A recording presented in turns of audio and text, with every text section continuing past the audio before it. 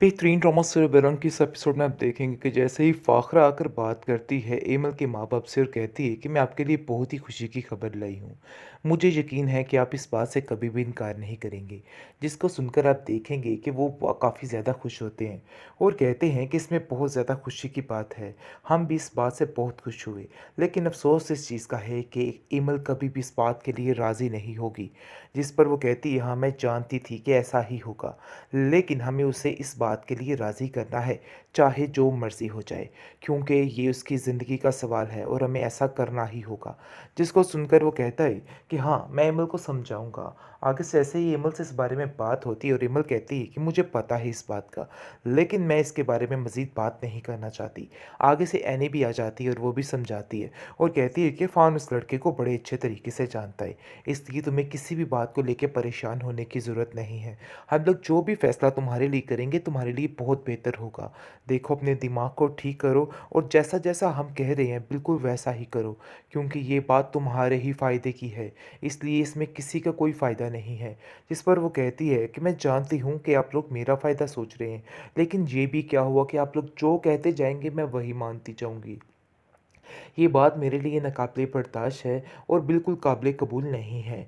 जिस पर आप देखेंगे कि फ़ाखरा कहती है कि अगर तुम मुझे अपनी माँ मानती हो, तो फिर तुम ऐसा नहीं कर सकती। तुम्हें मेरे इस बात को मानना होगा, क्योंकि मैं तुम्हारे लिए बहुत बेहतरीन फ़ैसला करने जा रही हूँ और तुम नहीं जानती हो कि सब घरवाले यानी कि दुर्दाना और उसकी बेटी मेरी इस बात पर कितनी ख़फ़ा हैं और मुझसे कितनी सख्त नाराज़ हो चुकी हैं कि आखिर मैं कैसे ऐसे कर सकती हूँ। जिस पर मैं आप दे यानी कि उनसे जंग लड़के तुम्हारे लिए जीत रही हूँ। लेकिन मैं नहीं चाहती हूँ कि तुम्हारे साथ कुछ गलत हो। इसलिए बेहतर यही है कि इस फैसले को मान जाओ। इसमें तुम्हारा अपना ही फ़ायदा है। देखा है, मुझे यकीन ही नहीं आ रहा कि आखिर मैंने क्या देखा है। अफ़ान भी वही बात आकर अपनी माँ से करता है और कहता है कि मुझे ये हालात कुछ ठीक नहीं लग रहे। बस आप जितनी जल्दी हो सके इस लड़की की शादी कर दीजिए और इसको यहाँ से रुखसत कर दीजिए। आगे से फ़ाखरा कहती है कि बेटा ऐसी क्या बात हो गई है? मुझे तुम कुछ परेशान लग रहे हो। कोई ना कोई तो ऐसी बात ज़रूर है जिसकी वजह से तुम्हारी टेंशन में इज़ाफ़ा होता जा रहा है। जिस पर आप देखेंगे कि वो कहती है अपनी यानी कि मुझे तुम बता सकते हो। अफ़ान कहता है कि बात ये है कि वो लड़की ठीक नहीं है। उसकी हरकतें मुझे कुछ बेहतर नहीं लगती। बस मैं आपसे यही कहना चाहता हूँ कि जितनी जल्दी हो सके ये फ़ैसला कर डालें आप।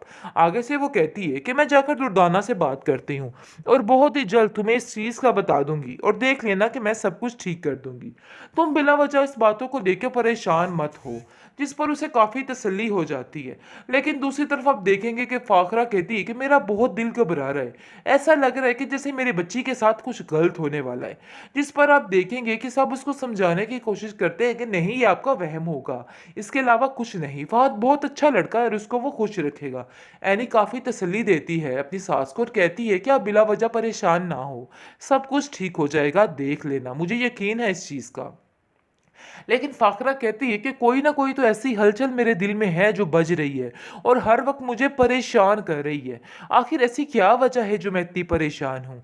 जिस पर आप देखेंगे वो कहती है कि मैं अपनी बेटी के पास जाना चाहती हूँ और उसको जाके देखना चाहती हूँ कि आखिर ऐसी क्या वजह है? सारा कुछ क्या हुआ ये मामलात हो रहे हैं? मैं क्या करूँ मुझे तो कुछ समझ नहीं आ रहा है। जिस पर अपनी बेटी से वो बात करती है और कहती है कि बेटा तुम ठीक तो हो? तुम परेशान मत हो ना, सब कुछ ठीक हो जाएगा। जिस पर आप देखेंगे कि फरी अपनी माँ से कहती है कि आप लोगों ने कुछ अच्छा करने के लिए मेरे पास छोड़ा भी है कि नहीं, और आप मुझसे पूछ रहे हैं कि मेरे साथ कुछ ठीक हुआ कि नहीं हुआ। खैर छोड़िए इन बातों को। आइमा की मकारियां सर चढ़ के बोलने लग चुकी हैं और तंग आ चुका है बेचारा फान इसकी इस हरकतों की वजह से। जिस पर वो कहता है कि मुझसे अब ये सब कुछ बर्दाश्त नहीं हो रहा। मैं तंग आ चुका हूँ ये सब कुछ देख देख के। और वो आइमा को कहता है मैं तुम्हें बार बार समझाने की कोशिश कर रहा हूँ कि अपने आप को ठीक कर लो। तुम क्या समझ रही हो कि एनी को छोड़ के मैं तुम्हारे जैसी लड़की के पीछे आ जाऊंगा? देखो ऐसा वैसा कुछ भी नहीं होने वाला। अगर तुम ऐसा सोच रही हो तो अपने दिमाग से निकाल दो। मैं आज ही बात करता हूँ कि तुम्हारी शादी कर दी जाए। जिस पर आप देखेंगे कि वो उसको कहती है कि पहले जाकर अपनी एमल भाभी की शादी करवाओ और फिर मेरे बारे में सोचना। पता नहीं क्यों तुम्हें बार बार मेरी ही तरफ ध्यान जा रहा है। तुम एनी को क्यों नहीं देखते? एनी के साथ भी तो तुमने ऐसे ही किया था, लेकिन अब मेरी दफा तुम लोग लोग ऐसे कर रहे हो, ऐसे मुझे अकेले छोड़े और इस घर से निकालने की बातें कर रहे हो। आगे से वो कहता है कि एमल भाभी को छोड़ो, उनके लिए जो होगा बड़ा बेहतरीन होगा, तुम्हें इन सब बातों को लेकर परेशान होने की जरूरत नहीं है। घर आके अफान अपनी खाला से कहता है कि जितने जल्दी हो सके अपनी बेटी का रिश्ता तलाश करना शुरू कर दीजिए, क्योंकि मैं तंग आ चुका हूं। कभी वो एमल के पीछे और कभी एनी के पीछे खवार होती रहती है। पता नहीं कब उसका दिमाग ठिकाने पर आएगा। दुर्दाना कहती है कि वाह भाई वाह, आप दोनों माँ बेटा ने तो ये ठान ली है कि जितनी जल्दी हो सके मेरी बेटी को इस घर से निकाल देंगे। ऐसा आप कैसे कर सकते हैं? मैं ये चीज कतई बर्दाश्त नहीं कर सकती। ऐसा तो मैं नहीं होने दूंगी, क्योंकि दुर्दाना अपनी बेटी के साथ मिलकर और ही जाल बिछाना चाह रही है, और ही चालें चल रही है।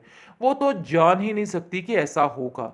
जिस पर फाखरा को कहती है कि मैं तो ऐसा नहीं होने दूंगी, मेरी बेटी इस घर में बड़े सुकून के साथ है। लेकिन फाखरा कहती है कि मैं बहुत जल्द ये फैसला करने वाली हूँ, और ये बात तुम भी अपने दिमाग में बिठा लो और इन बातों की अब तैयारियां शुरू कर दो, क्योंकि मैंने जो कुछ देखा है मुझे यकीन ही नहीं आ रहा कि आखिर मैंने क्या देखा है।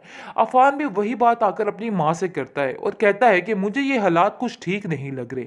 बस अब जितनी जल्दी हो सके इस लड़की की शादी कर दीजिए और इसको यहाँ से रुखसत कर दीजिए।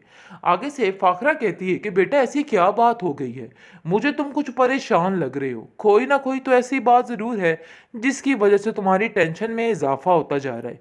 जिस पर आप देखेंगे कि वो कहती है अपनी, यानी कि मुझे तुम बता सकते हो। अफान कहता है कि बात यह है कि वो लड़की ठीक नहीं है, उसकी हरकतें मुझे कुछ बेहतर नहीं लगती। बस मैं आपसे यही कहना चाहता हूँ कि जितनी जल्दी हो सके ये फैसला कर डालें आप।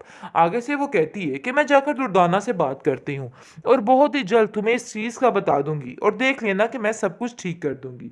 तुम बिला वजह इस बातों को लेकर परेशान मत हो। जिस पर उसे काफ़ी तसल्ली हो जाती है। लेकिन दूसरी तरफ आप देखेंगे कि फाखरा कहती है कि मेरा बहुत दिल घबरा रहा है, ऐसा लग रहा है कि जैसे मेरी बच्ची के साथ कुछ गलत होने वाला है। जिस पर आप देखेंगे कि सब उसको समझाने की कोशिश करते हैं कि नहीं, ये आपका वहम होगा, इसके अलावा कुछ नहीं, फहद बहुत अच्छा लड़का है और उसको वो खुश रखेगा। एनी काफ़ी तसल्ली देती है अपनी सास को और कहती है कि आप बिला वजह परेशान ना हो, सब कुछ ठीक हो जाएगा, देख लेना, मुझे यकीन है इस चीज़ का। लेकिन फाखरा कहती है कि कोई ना कोई तो ऐसी हलचल मेरे दिल में है जो बज रही है और हर वक्त मुझे परेशान कर रही है। आखिर ऐसी क्या वजह है जो मैं इतनी परेशान हूँ?